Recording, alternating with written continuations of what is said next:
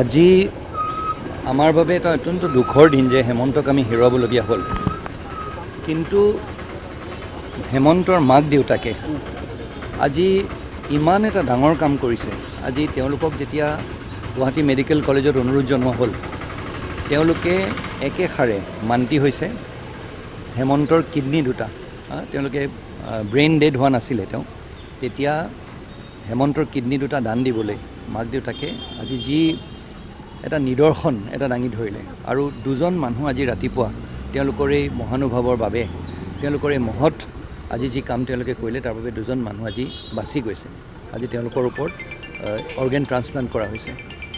আজি মাননীয় মুখ্যমন্ত্ৰী ডাঙৰীয়াই বিশেষভাৱে তেওঁলোকক মাক দেউতাকক ধন্যবাদ জনাইছে আৰু আমাক তেওঁলোকৰ ওচৰলৈ আহি পেলাই শোকসন্তপ্ত পৰিয়াললৈ আমাৰ সমবেদনা জনাবলৈ আমাক কৈছে।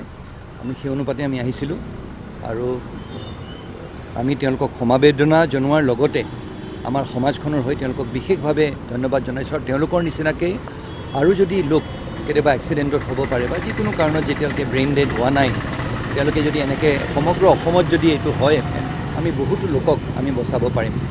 এই বাৰ্তা আমি সকলোলৈকে কঢ়িয়াই নিব বিচাৰিছোঁ। ধন্যবাদ।